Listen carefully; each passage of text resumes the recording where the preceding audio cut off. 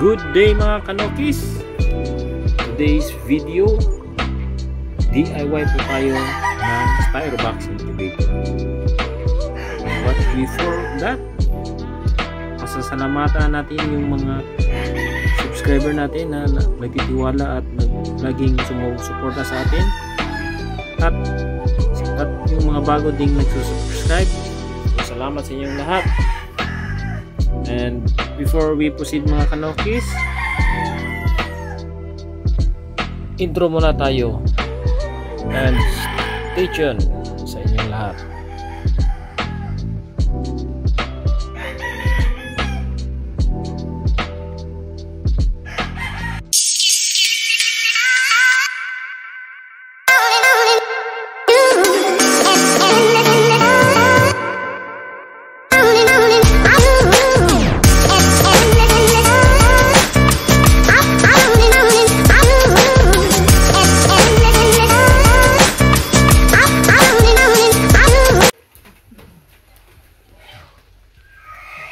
So ito mga kanokis, nangangailangan tayo ng Styrobox.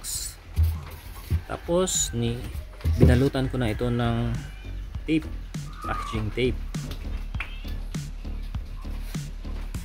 Tapos mangangailangan din tayo ng plastic tray. Ito ay mabibili sa Unitap lang. So mura lang ito mga kanokis. So dalawa na yung kailangan natin. Tapos pangalanan tayo ng blower, pero case to case lang ito mga kanokis. Tapos yung thermostat at saka yung grid ng humidity. Tapos ito mga electric plug, yung wire, yung switch nya, main switch. All nabibili to sa shop. Ito glow gun, yung magamit pa. Tapos ito case to case basis din ito mga kanokis, yung sagra. Tapos ilaw, yung incandescent 25 watts lang. Ito soldering gun. Tapos ito rin, ngayon tayo ng wood glue case na para dumikit talaga. So alos mga kanokis, at saka yung glass, pinaka-importante. So ayan mga kanokis, yung glass is kayo nang mag-design kung malaki or maliit. So ayan mga kanokis, yan yung mga kailangan natin.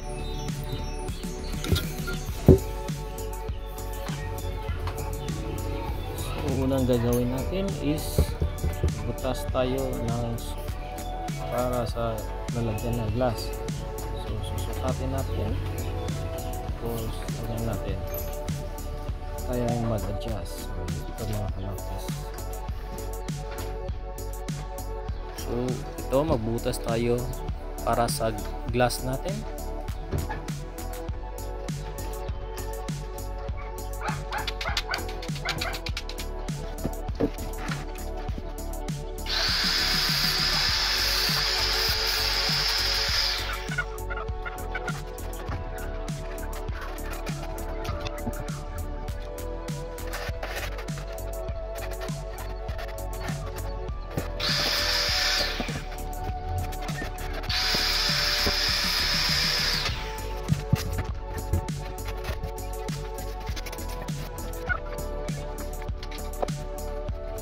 So siguraduhin natin plain yung para linis talaga pag lapat natin sa glass.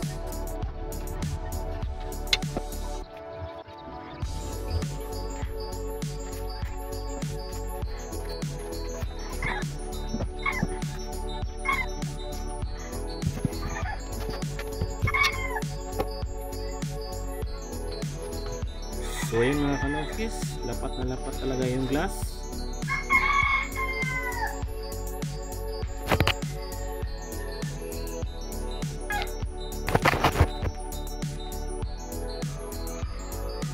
So next step natin mga kanokis is glue gun natin para mas matibay yung glass at hindi madaling matanggal.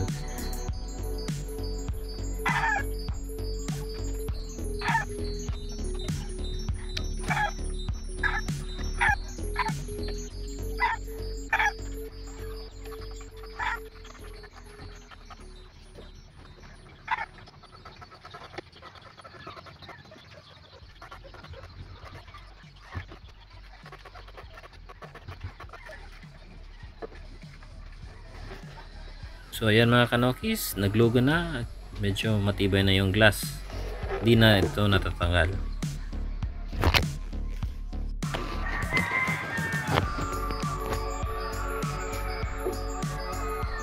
So next step natin mga kanokis is balutin natin ng packaging tape yung takip ng styro box natin.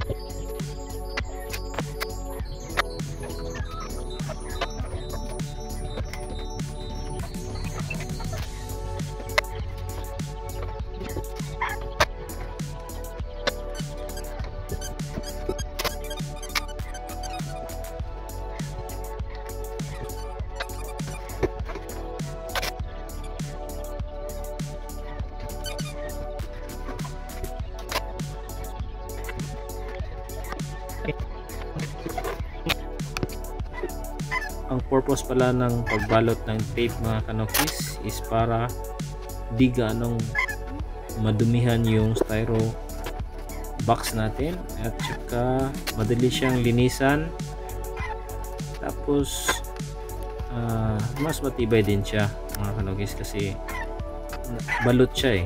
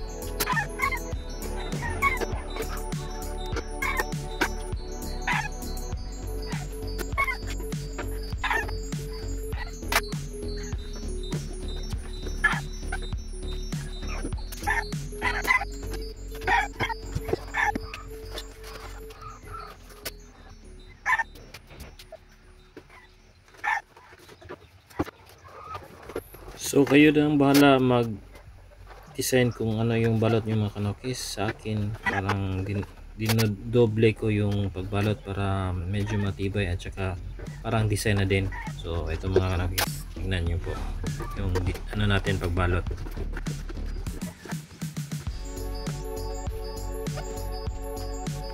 So ayan mga kanokis, tapos na yung pagbabalot natin sa takip.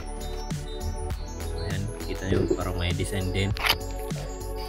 So next natin is maglalagay tayo ng tray para ito sa mga lalagyan ng itlog mga kanokis. So bali dalawa to na tray yung ginagamit natin. So ito binutasan natin ng konti para ito yung guide ng tray. Ito yung magdadaan yung tray natin. Ito ayan. kasi medyo malaki din yung place.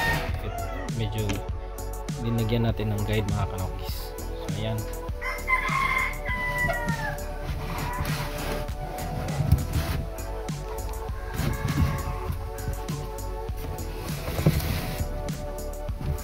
So ayan mga kanokis, swak na swak talaga yung tray na may guide. So ayan, kita nyo, parang 0-0 talaga yung ano niya, clearance.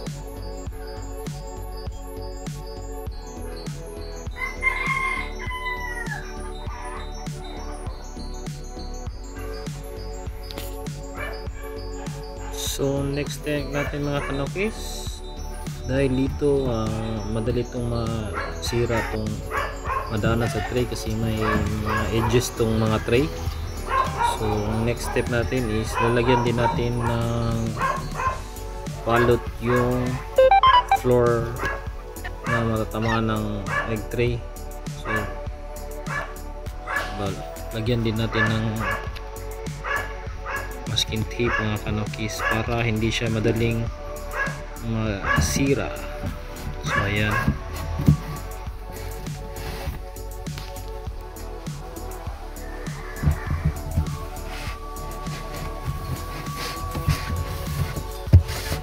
So purpose din dito mga kanokis, yung pagbalot natin is madali itong linisan mga kanokis in case may mga dumi ng mga bagong hatch natin.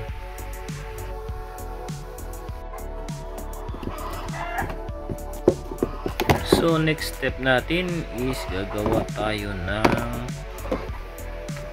board para doon natin ilagay yung mga thermostat, yung mga switch at yung parang connection din ng mga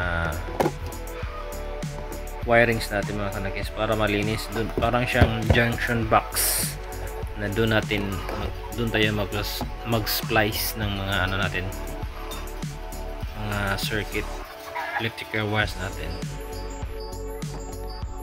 So ito pinoposition natin yung kung saan yung switch natin at saka yung mga thermostat para magbutas tayo, madali na natin ano yung butas, kita yung butas. So ayan, nilagyan ko na kung saan ko ididikit yung ano natin, switch at saka yung lahat ng mga electrical connection.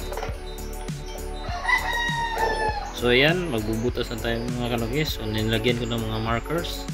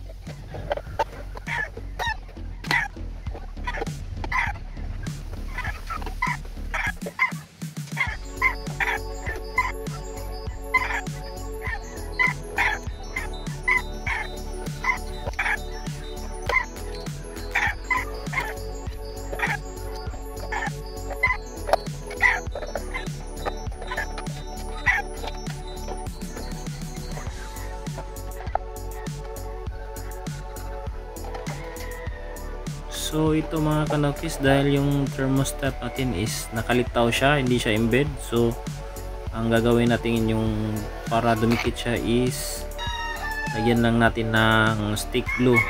So ito yung ano, bubutasan natin yung saan dadaan yung mga wirings para doon na sa loob mag-splice tayo. Ayan yung mga butas. So bubutasan na natin.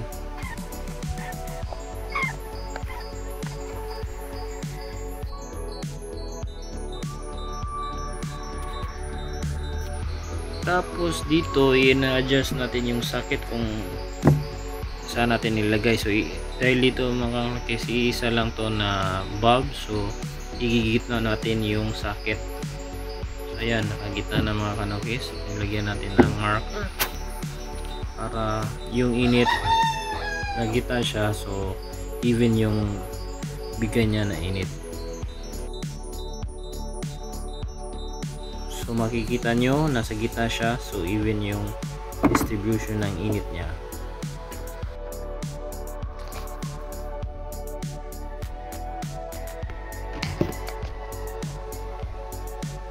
So dito ikakabit na natin, i-splice na natin yung socket natin and yung wire.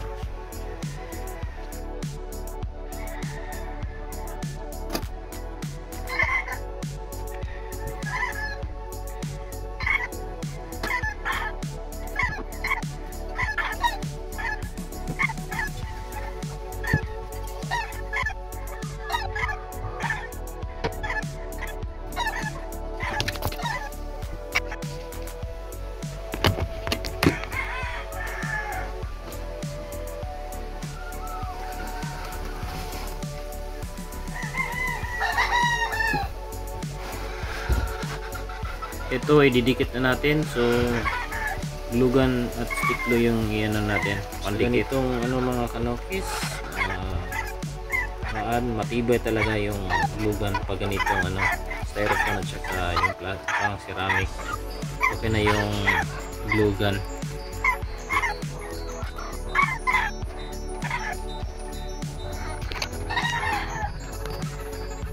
So ito hindi tayo maglagay ng screw. Tapos next step is mag-estimate tayo kung ano yung haba ng wire.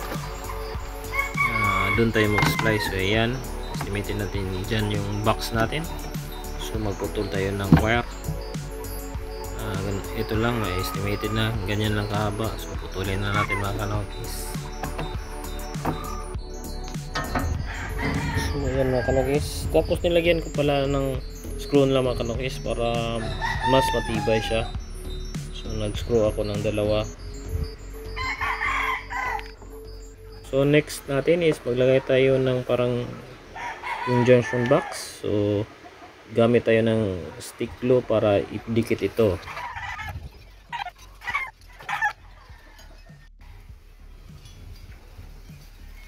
So ayan, dikit na mga kanokis. So matibay na yan. So hindi na yan daling matanggal.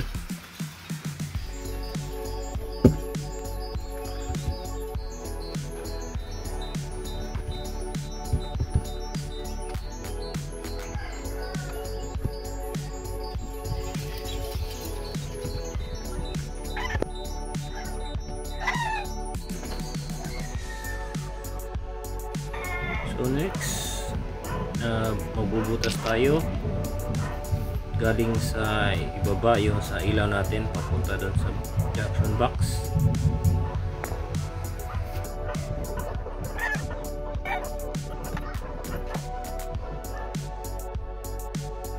So ayan mga kanokis, ano na natin yung haba niya.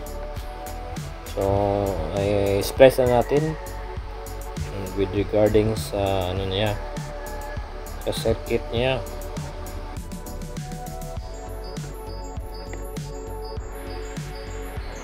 So ito yung sensor niya mga kanokis. So mainam na ilagay ito sa ilalim. So kompleto na ito mga kanokis, yung humidity at saka thermo controller. So ayan yung mga kanokis.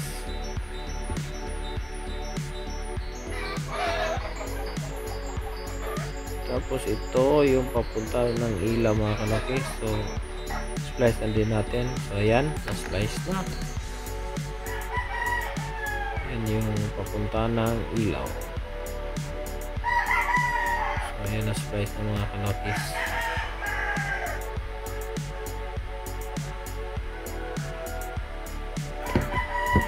Tapos itong, so lagyan natin ng tape yan mga kanokis. Ayan, lagyan na ng tape para safety, hindi mag short. Tapos itong panghuli, yung red at saka black, pupunta yan sa power supply mga kanokis. So ano natin yan, idadaan natin yung switch. So yan, i-splice na natin itong switch. So yung isa either itim or pula patungo na switch. So ganyan yung ano niya mga cookies, yung forma niya. Yung yan yung sensor sa thermostat, tapos ito yung silalim yung humidity. Ayan mga kanokis, para even nilagay ko yung sa gitna ko. So ayan mga kanokis, di yan madaling uminit kasi matatakpan niya ng tray. So ang pag ano ng init yan is galing sa taas yung distribution niya papunta sa ilalim. So yan na natin yung tray natin, pasok natin.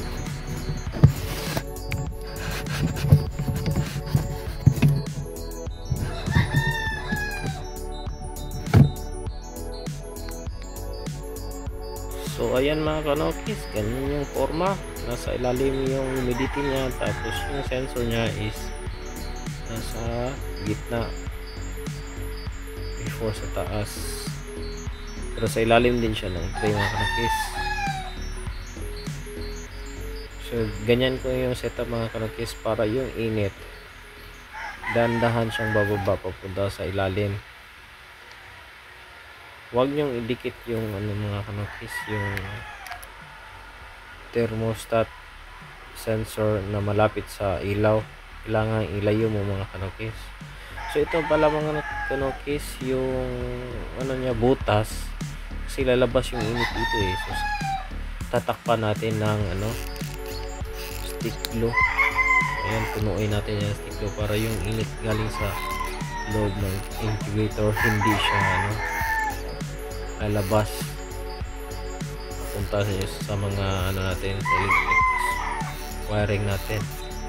So yan, i-seal natin. So pupunuin natin yan ng stick glue.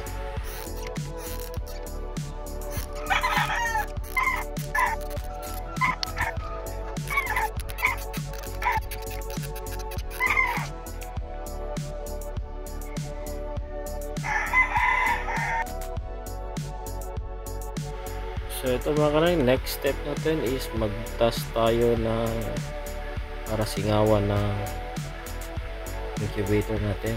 So ito, yung ginawa ko is dalawa, para na ito mga kanokis mag-supply to ng oxygen sa loob, hindi masuffocate yung mga sisiyo natin pag mapisa siya. So lagyan natin ng singawan.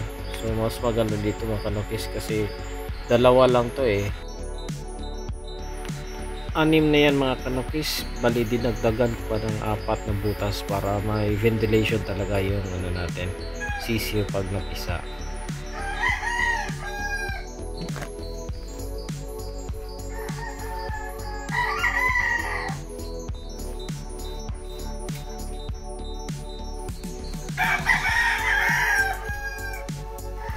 So ito yung sa box natin mga kanokis. So makikita natin yung humidity sensor na reading doon, at saka yung thermo controller.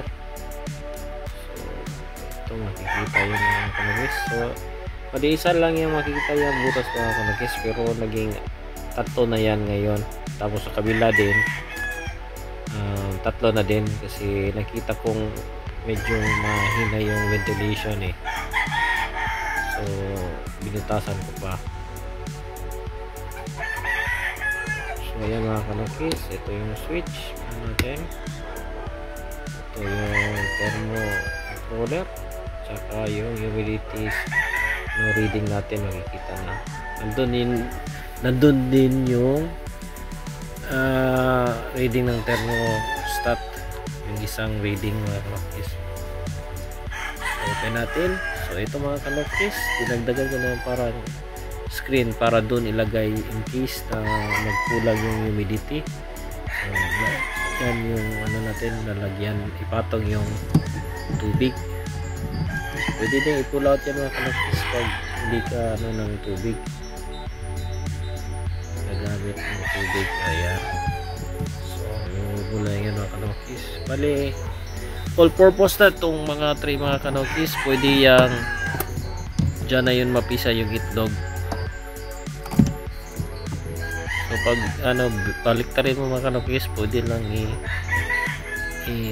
move lang yung kahit di ka na mag-X, basta ma-move lang yung itlog.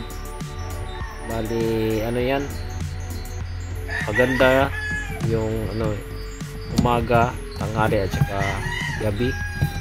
Yan yung pag move ng egg mga kanokis. Pagbaliktad pwede nang hindi pwede i-move lang mga kanokis para hindi na hassle.